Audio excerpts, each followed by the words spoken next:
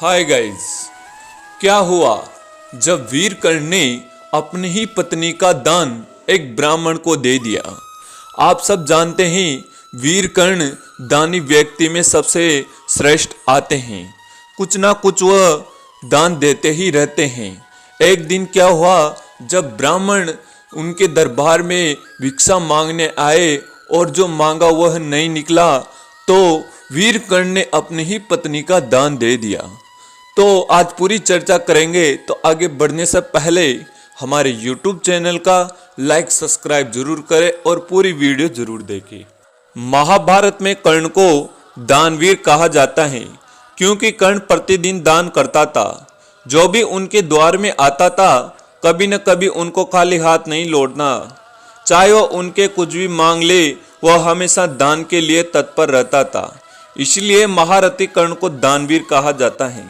जब कर्ण ने दिए अपने और कवच कुंडल दान में, कर्ण सूर्य पुत्र था और कर्ण के पास जन्म से ही कवच कुंडल था जिस पर भी किसी भी तीर का प्रहार नहीं होता था। यानी जब तक कर्ण के पास वह कवच कुंडल थे तब तक कर्ण को पराजित करना मुश्किल था।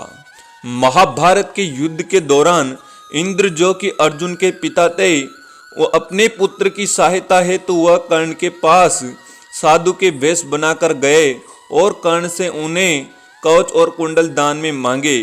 तो कर्ण को पहले ही सूर्य देव ने चेता दिया था कि इंद्र तुम्हारे कवच और कुंडल लेने आएंगे। कर्ण ने इंद्र को साधु के वेश में ही पहचान लिया था, लेकिन कर्ण एक और महान दानवीर था, इसलिए उसने इंद्र के कहने पर भी अपने कवच और कुंडल दे दिए। शायद यदि कर्ण और कवच कुंडल दान में नहीं देता तो उसको पराजित करना असंभव हो जाता था। लेकिन यही तो कर्ण की महानता थी। उसने अपने प्राणों की चिंता किए बिना अपने कवच कुंडल दान में दे दिए, इसलिए कर्ण को दानवीर माना जाता है। जब महाराज युधिष्ठिर इंद्रप्रस्थ पर राज्य करते थे तब वे काफी दाने आदि दिया करते थे। पांडवों को इसका अभिमान होने लगा और भीम व अर्जुन ने श्री कृष्ण के समक्ष युधिष्ठिर की प्रशंसा शुरू की, कितने बड़े दानी हैं। लेकिन कृष्ण ने उन्हें बीच में ही टोक कर कहा, हमने कर्ण जैसा दानवीर कहीं नहीं देखा। पांडवों को यह बात पसंद नहीं आई। तब कृष्ण ने कहा कि समय आने पर सिद्ध कर दूंगा। कुछ ही दिनों बाद एक याचक युधिष्ठिर के पास आया और बोला, महाराज, मैं आपके राज्य में रहने वाला एक ब्राह्मण हूँ और मेरा व्रत है कि बिना हवन किए कुछ भी नहीं खा पीता। कई दिनों से मेरे पास यज्ञ करने के लिए चंदन की लकड़ी नहीं है। यदि आपके पास हो तो मुझे पर कृपा करे, अन्यथा हवन तो पूरा नहीं होगा, मैं भी भूखा प्यासा मर जाऊंगा। युधिष्ठिर ने तुरंत कोषागार के कर्मचारियों को बुलाया और कोषागार से चंदन की लकड़ी देने का आदेश दिया। संयोग से कोषागार में सूखी लकड़ी नहीं थी। तभी महाराज ने भीम और अर्जुन को चंदन की लकड़ी का प्रसंग करने का आदेश दिया, लेकिन काफी दौड़ धूप के बाद भी सूखी लकड़ी की व्यवस्था नहीं हो पाई।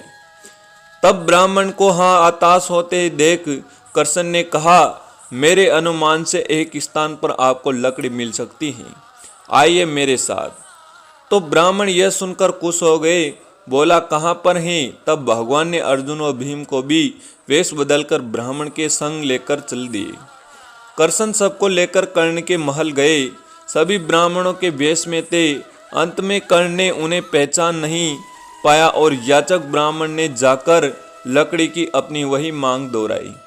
कर्ण ने भी अपने भंडार के मुखिया को बुलाकर सूखी लकड़ी देने के लिए कहा, वहां भी सूखी लकड़ी नहीं मिली।